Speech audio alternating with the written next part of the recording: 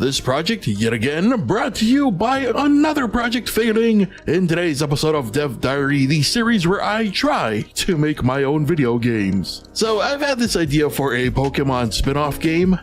Now I'm obviously not going to attempt to incur the wrath of Nintendo, the Pokemon Company, or anyone associated, but since I had to, put something together last minute this week, why not try some of the mechanics and see if they're even fun to mess with. So the player controls a giant gelatinous cube with a gigantic drumstick of poetry variety as their weapon of choice. Now the player can't do much other than run around and throw their chunk of meat. That chunk of meat will eventually boomerang back to the player, but the player can avoid retrieving said meat by slamming themselves into the floor with right click. This will allow the meat to pass on and continue flying around for as long as the player remains in their flattened state. And believe it or not, this is for strategic purposes, because instead of, eating a village, our giant gelatinous cube must build. And what they must build are hamburgers. Hamburgers that are built by hitting the various random food creatures with their giant piece of meat. Indeed, slapping one of these tiny passive creatures with the player's meat will begin the construction of a sandwich, one that can be kept track of at the top left of the screen. As buns, cheese, meat, or lettuce creatures are clobbered by the player's meaty mass, they will be sent to the Shadow Realm to become part of the sandwich. A sandwich that only officially becomes a sandwich when the player regains control of their meat stick.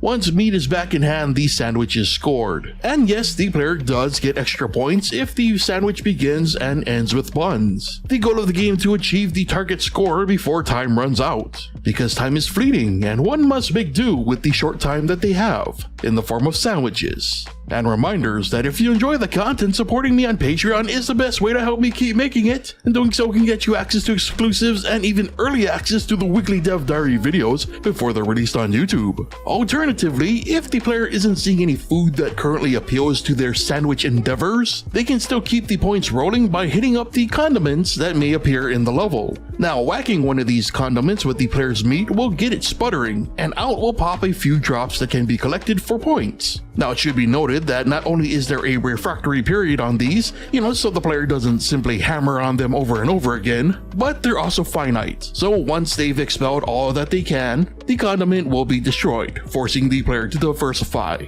Also, it should be noted that the condiment orbs are timed and they will disappear after a few seconds, so it's important to remain in the blast radius of the spurts for optimum consumption. And so this, believe it or not, is where the player's flatten mechanic really comes into play. In order to keep their score going, it's best to aim for giant sandwiches. And when the player's meat gets a bit too unwieldy, keeping calm and resetting the pace is necessary to keep going. So just remember, practicing proper meat handling is often key to lasting longer. And really, that was the gameplay loop. Again, it may be hard to remember that this started as a way to test mechanics for a Pokemon spin-off I had, but yeah, this one went off the rails pretty quickly. The good news is that it kind of worked, because I'd like to explore the actual idea a bit more now, knowing that the whole throwing mechanic is actually viable. And I promise the actual idea is less unhinged, so keep an eye out, because we might be tackling this one sooner rather than later. Unless my original plans keep falling through and I'm driven into an abyss of madness, then perhaps the unhinged version will become the actual version that we pursue. Speaking of which, usually around now I'd ask you how you would improve this one, but really, I'm more curious to know how you would make this one even